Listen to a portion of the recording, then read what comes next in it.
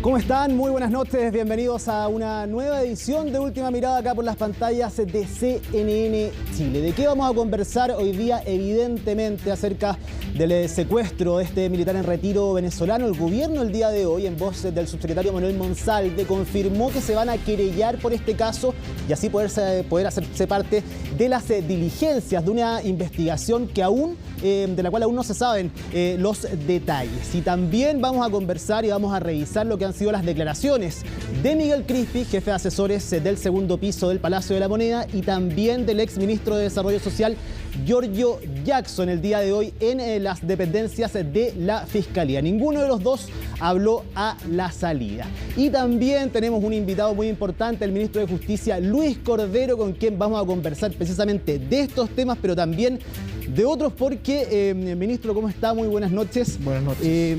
Ha sido un año, su primer año, cargadísimo en lo judicial, ministro, ¿no? A tope, desde que usted asumió con un caso muy complejo, llega en el momento de la polémica y el debate por el tema de los indultos, y de ahí en más la agenda judicial, ¿se ha tomado la agenda del Ejecutivo? Sí, ha sido intensa, o parte del debate político ha estado también trazado por algunos debates jurídicos, en el fondo. ¿Y su primer año? ¿Cómo ha sido para usted este primer año como ministro de Justicia con esta misma agenda intensa, con varios flancos, algunos más cargados a lo político, temas de corrupción, algunas desavenencias también o controversias con decisiones, resoluciones judiciales? No, yo creo que ha sido un año muy intenso, intenso en todo sentido, en lo laboral, en lo personal. Ha sido un año también de mucho aprendizaje. Yo venía a un mundo distinto, sí.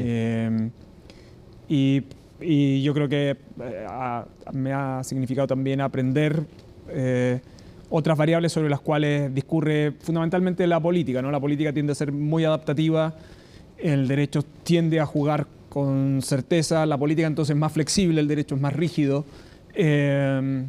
Y por lo tanto, en muchísimas ocasiones la política logra fórmulas de solución más adaptativas que el derecho. En fin, yo creo que ha sido un año en lo personal que yo he aprendido mucho, en lo profesional.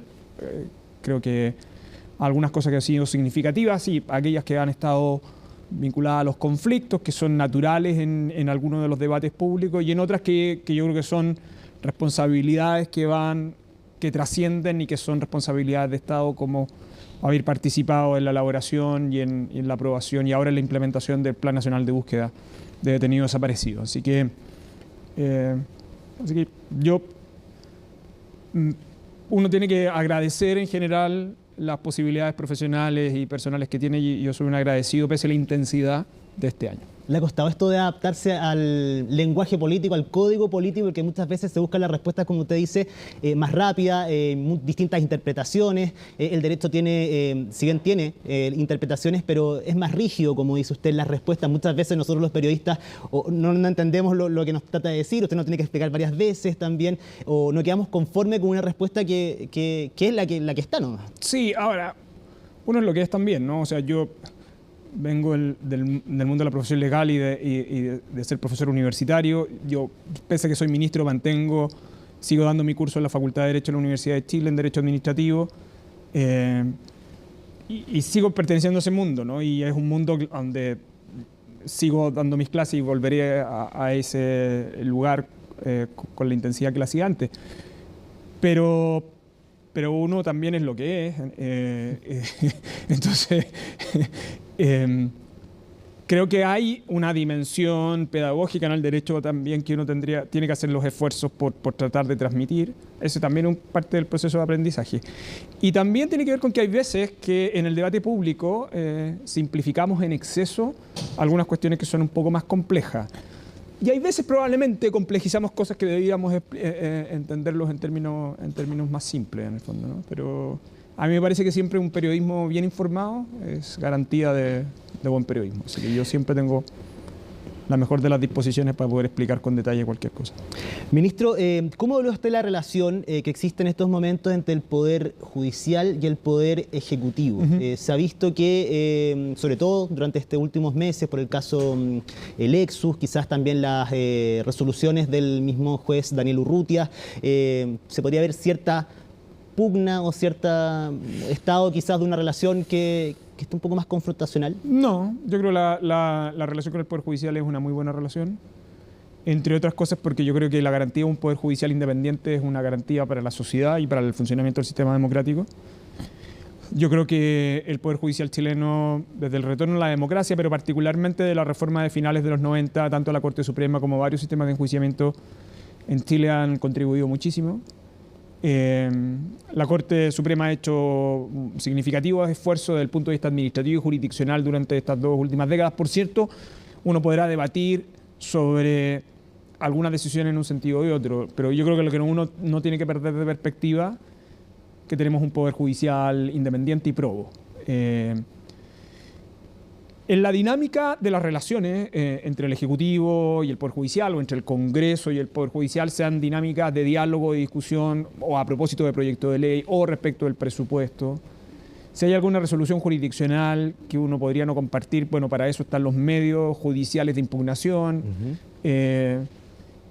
Y me parece que lo relevante es que eso se da en contextos de formas institucionales que todos respetamos y de la cual, cuando se ejercen, todos entendemos que forman parte de las reglas del juego y que se ejercen lealmente, ¿no?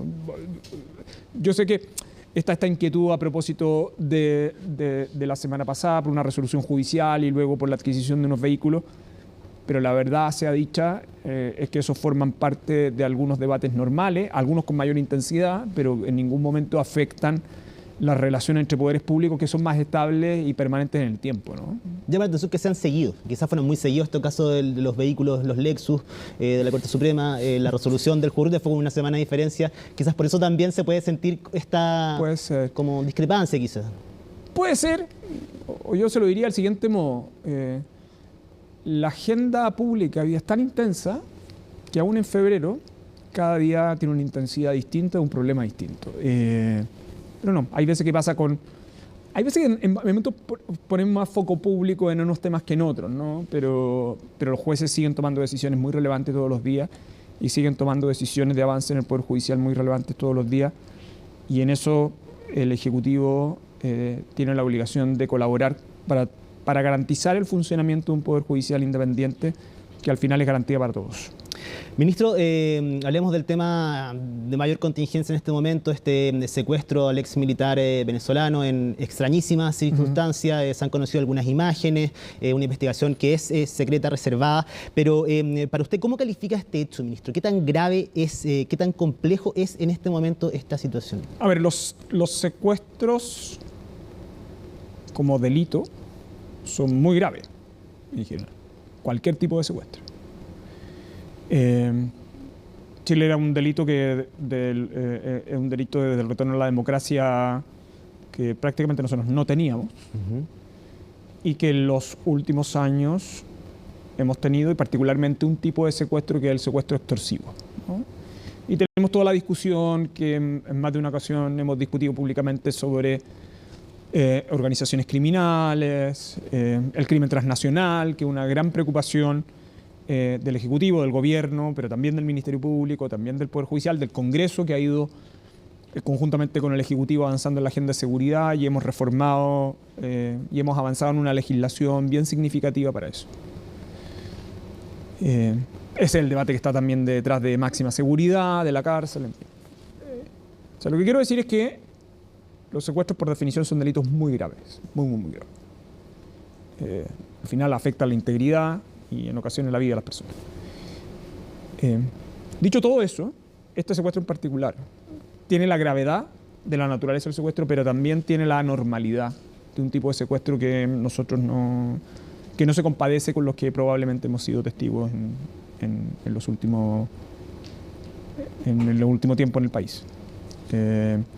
Y por eso el gobierno ha señalado que no solo el delito es grave, el subsecretario Monsalve hoy día se ha referido a que es un delito respecto del cual este hecho en particular es prioritario de esclarecimiento para el Ejecutivo. Esto ha implicado, como se ha hecho público el día de hoy, las reuniones que desde la mañana distintos ministros tuvimos con el Ministerio Público, con las policías, en fin, el presidente que ha estado muy activo en las comunicaciones desde que el gobierno tomó conocimiento del día de ayer.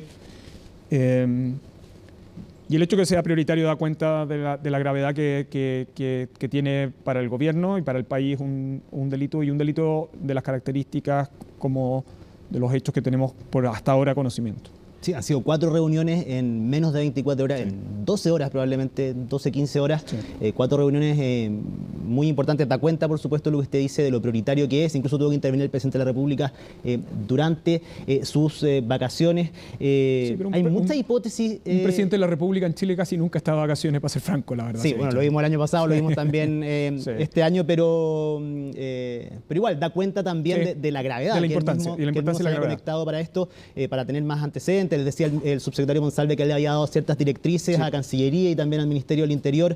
Y en ese sentido, ministro, hay muchas hipótesis Sí. de esto. Y hay una que es muy grave, que tiene que ver con temas de seguridad nacional, con temas de inteligencia. Si bien eso está en investigación, no se sabe bien, cada hora que pasa se especula aún más acerca de este hecho. Pero cada hora que pasa también es responsabilidad de todos quienes ejercemos función pública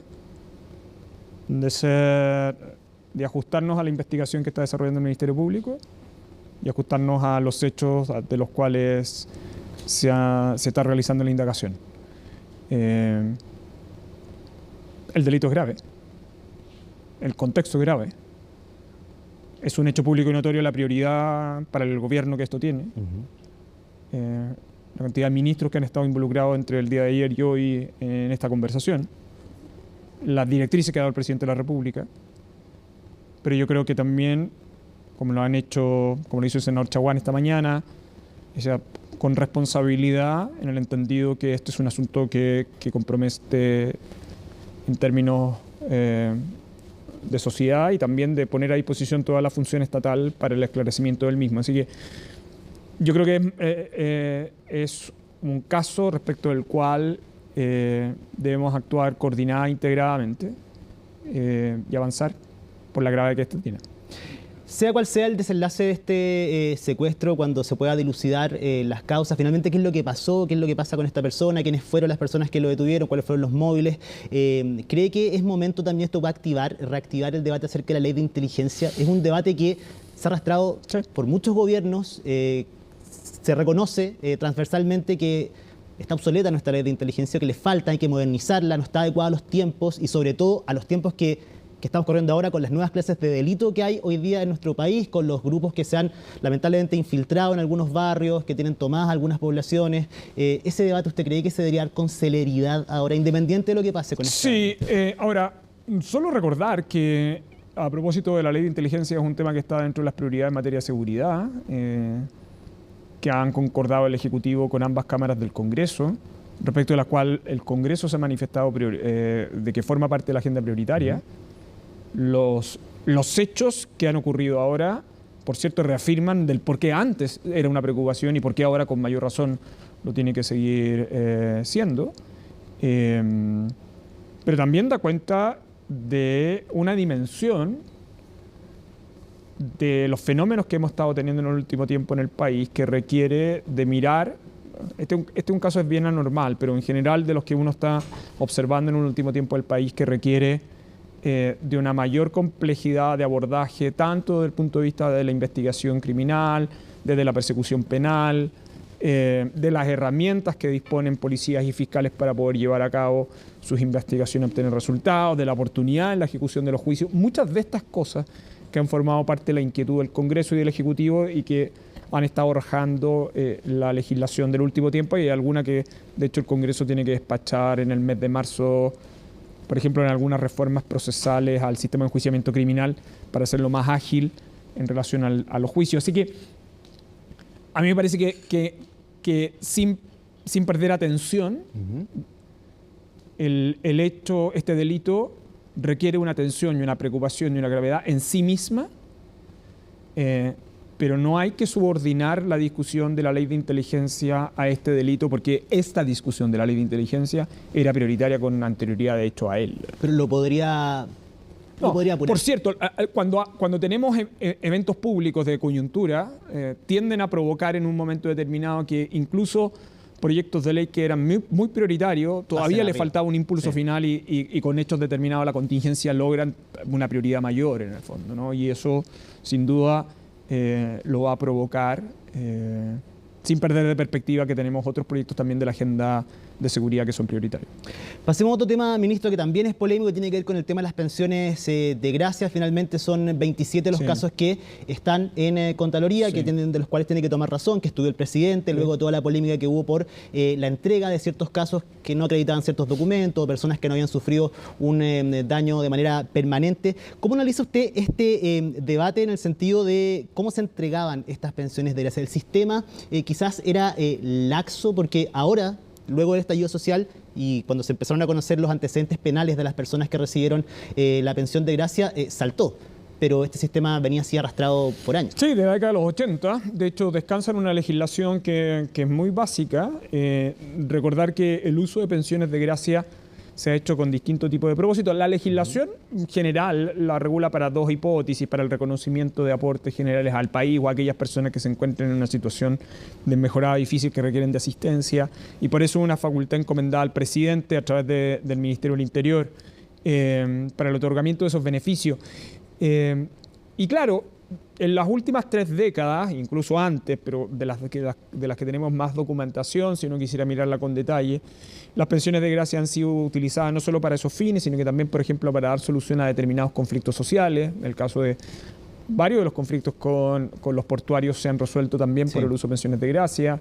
En el caso de reconversiones laborales, que es el caso de NACART, por ejemplo, casos de derechos humanos, o el caso de los mineros de la mina San José, que también se vieron beneficiados por pensiones de gracia. En el caso del estallido social, recordar que las pensiones de gracia ahí, claro, se utilizaron en un contexto en que ese instrumento, a su vez, dispuso de una glosa presupuestaria para efectos de determinar elementos que permitían a esas personas postular, que es lo que queda en la glosa presupuestaria del año 2021, y luego el 2022, la del año 2022 es solo la que se utiliza, que es donde está la participación del Instituto Nacional de Derechos Humanos para efectos de la certificación del menoscabo permanente. Y claro, cuando uno mira la historia y sale del estallido social y uno mira la historia del otorgamiento de pensiones de gracia, evidentemente el énfasis estaba puesto más bien en el resultado de la persona a quien se le estaba entregando. Correcto. Sin requerir requerimientos adicionales como, por ejemplo, los antecedentes penales. Eso explica que en el caso de las pensiones de gracia que el presidente de la República ha decidido revocar, está este subconjunto entre la falta de acreditación del menoscabo permanente o la acreditación adecuada del menoscabo permanente, conjuntamente con antecedentes penales graves que no hacen cargo, aquí voy a ocupar una expresión de la jurisprudencia de la Contraloría, de la dignidad de poder recibir esa pensión. Años anteriores, que este fue un debate que existió a finales de la administración, de la primera administración de la presidenta Bachelet, respecto al otorgamiento de una pensión de gracia de alguien que no había acompañado los antecedentes suficientes, entre otras tenía antecedentes previos que eran reprochables. En ese momento la Contraloría aceptó esa decisión de la administración Bachelet, que eran posibles de ser revocadas. Entonces, yo creo que cuando uno evalúa el caso de las pensiones de gracia, no solo debe detenerse en el caso del estallido, sino que también al final, en la forma y modo que durante las últimas décadas la hemos venido utilizando, y respecto a los requisitos que se han estado generando con ese fin. Ahí hay una discusión legislativa que está en el Congreso y que, por cierto, por ahora el Ejecutivo ha anticipado sus exigencias por vía administrativa mientras terminamos de legislar sobre ese punto. Y en ese punto, ministro, el debate acerca de la potestad que tiene el presidente de la República, recuerdo muy bien que usted también hizo este punto para la entrega de los indultos, que esta responsabilidad final caiga en una sola persona, que es el presidente de la República. ¿También debería quizás reevaluarse, replantearse en la posibilidad de las pensiones de gracia, o es distinto al caso de los indultos? Es distinto, porque en el caso de indultos la potestad es completamente individual. De hecho, es potestad delegada. De hecho, la ejerce el ministro o la ministra de Justicia, quien ejerce el cargo. Yo me enfrento a eso al decidir un indulto es una cosa bien difícil. Porque claro, yo ejerzo la facultad delegada, pero hay toda una tramitación previa y al final uno observa el expediente, pero sigue siendo una decisión que recae sobre una persona. ¿Ha tenido que seguir revisando solicitudes? Sí, siempre, porque los indultos es un trámite que está regulado por ley y se tramitan. Hasta ahora casi todos han sido rechazados. La hipótesis que se ha otorgado, por lo menos durante mi periodo, una hipótesis muy acotada en que una persona fue autorizada en ese indulto para que se pudiera trasladar y pudiera fallecer en su casa, en el fondo. Pero ese es un caso donde la responsabilidad y uno siente la responsabilidad cuando revisa el expediente, en el fondo, ¿no? En el caso de pensiones de gracia hay una etapa previa a la decisión, que es la etapa de la comisión. Hay una comisión que evalúa a los solicitantes y que entonces considera idóneo o no idóneo un filtro. Una postulación. Entonces hay una etapa previa que está vinculada al trabajo de la comisión para el otorgamiento de las pensiones. Y además en el caso del estallido social, a su vez, estaba una etapa previa que tenía que ver con el procedimiento que se debía ejecutar ante el Instituto Nacional de Derechos Humanos. Ahí, en consecuencia, es un procedimiento que antes de la decisión final tiene etapas administrativas previas que yo creo que también hay que observar con detención. Ministro, pasemos a otro tema, tiene que ver con lo del juez Urrutia. Bueno, el gobierno considera ilegal la resolución, esta posibilidad de otorgar ciertos beneficios a presos que están en cárcel de alta seguridad por delitos graves y que por eso están en ese lugar. Pero quería hacer el punto en el tema de las videollamadas. ¿Por qué es tan complejo el tema de las videollamadas? Porque se ha planteado acá que el tema de las visitas, pero el tema de las videollamadas en general, en una cárcel de alta seguridad, son parte de los beneficios que otorgó el juez Urrutia, que no se llevaron a cabo, pero que generaron esta polémica. A ver, nosotros tenemos acá una diferencia que es jurídica y que la discusión no es con un juez, la discusión es con una resolución judicial. No es la primera vez que Gendarmería tiene una discrepancia con un juez de garantía respecto a un beneficio en la cárcel. Pero si me permite, yo creo que hay algunas aclaraciones que creo que son convenientes tener presente. La primera es que estamos hablando de máxima seguridad, es decir, estamos hablando del establecimiento y de la zona en el cual está diseñada el país invertido para desarrollar un establecimiento de máxima seguridad donde tenemos la mayor cantidad de inversión en tecnología penitenciaria y de medidas de seguridad al interior del establecimiento, que va desde visitas por locutorio, reconocimiento facial, cámaras corporales, vigilancia permanente, uso de inteligencia artificial en su interior, etc. Y otras que no puedo relatar por razones de seguridad. Y además es un recinto que en consecuencia la regulación penitenciaria establece que están ahí personas de alto compromiso que tienen cierta peligrosidad, que habiendo cometido delitos graves puedan estar en una posición, dado los antecedentes que tiene la administración penitenciaria, que provienen entre otras cosas del Ministerio Público, que puedan seguir cometiendo delitos que puedan ser complejos para la sociedad. Entonces, es un establecimiento que tiene especiales medidas de seguridad, ¿sí? Y lo digo por lo siguiente, porque no es que esté en juego la visita. Acá no. De hecho, cuando uno mira la resolución del juez que visita a la cárcel de máxima seguridad, él toma la decisión respecto de 13 personas y lo que hace Gendarmería es fundamentalmente impugnar en el caso de visita en videollamada 6. O sea, en otras decisiones donde están asociadas a visitas, por ejemplo, del familiar con el hijo, Gendarmería por cierto, no lo impugna. ¿Por qué la videollamada? Eso es lo relevante. Bueno, en un establecimiento de máxima seguridad, y en general en el sistema penitenciario, la visita está regulada, es un derecho, pero para acceder al establecimiento, las personas deben estar previamente enroladas, ¿sí?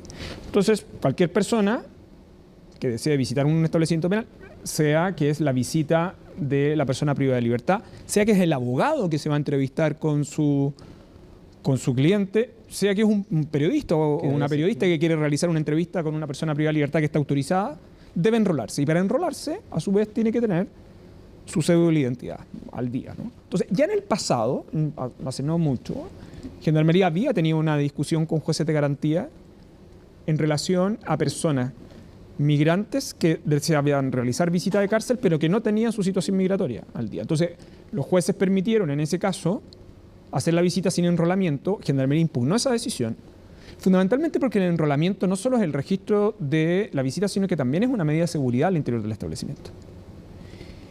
Y la Corte resolvió a favor de Gendarmería, diciendo, sí, como medida de seguridad, por cierto, debe mantenerse el enrolamiento. Entonces, cuando aparece esta resolución, el establecimiento de máxima seguridad, de hecho, tiene tecnología para poder tener intercomunicación.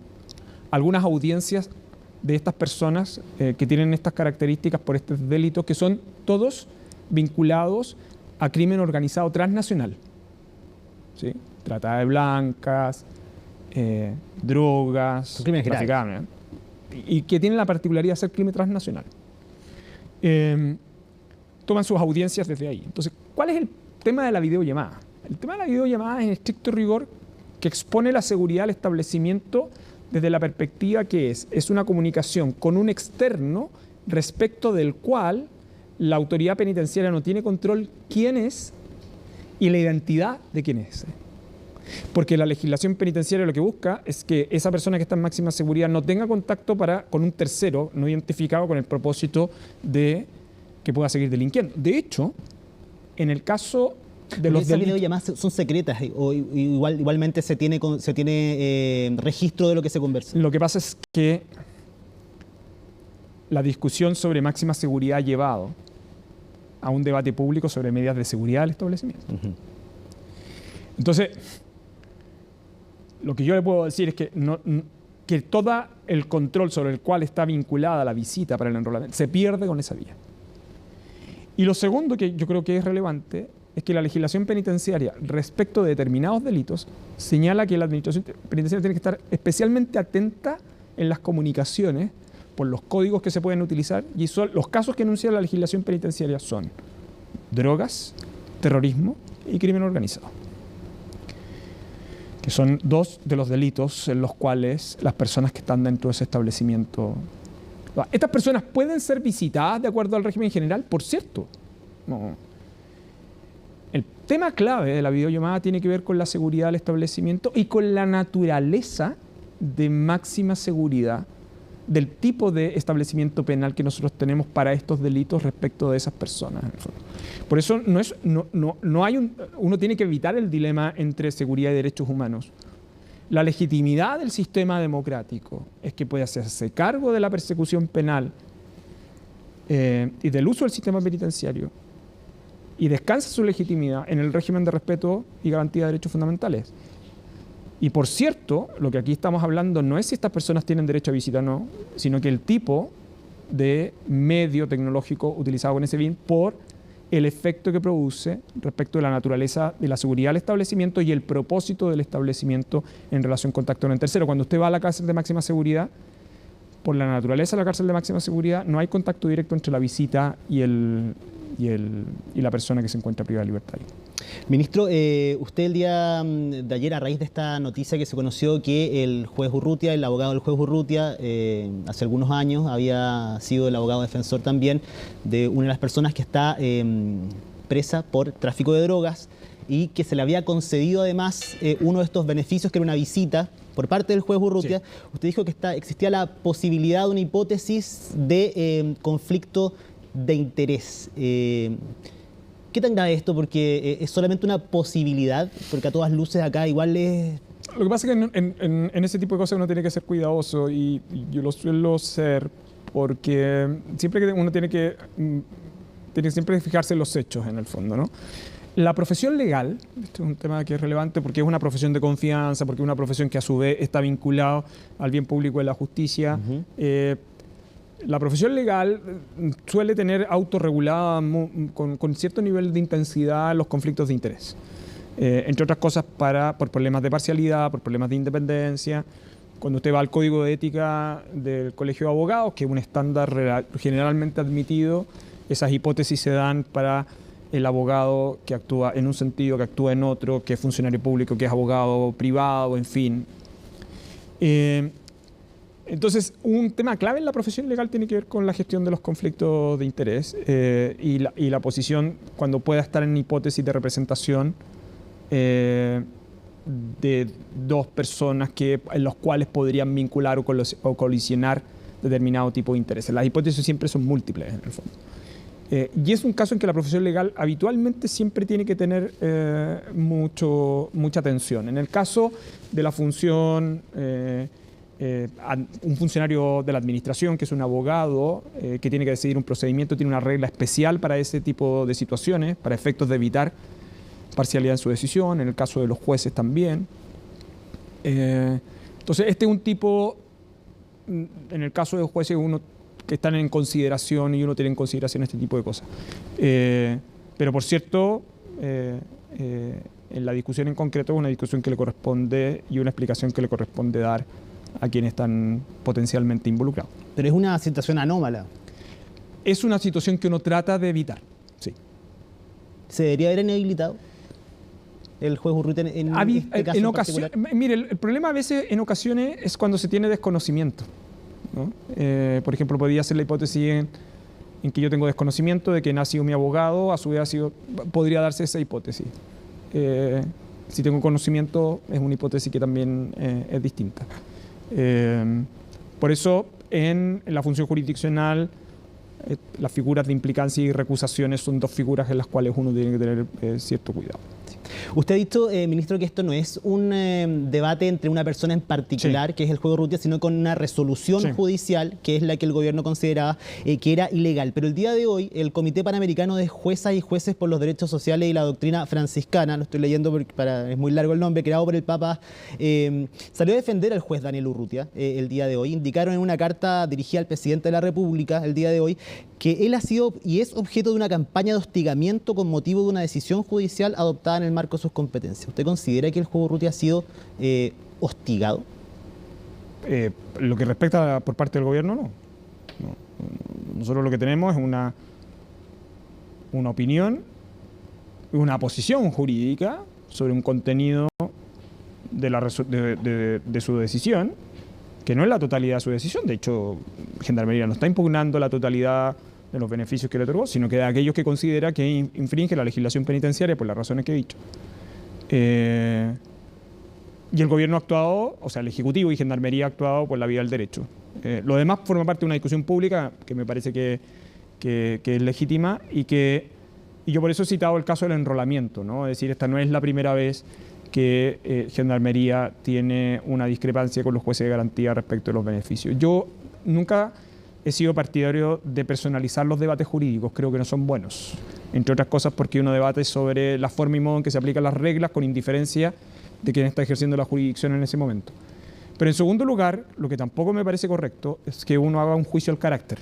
Es decir, uno no puede, sobre todo quienes ejercen función pública, evaluar a esas personas sobre la base de su carácter. Y por eso yo he sido especialmente insistente en que lo que discutimos es una resolución judicial y no con un juez.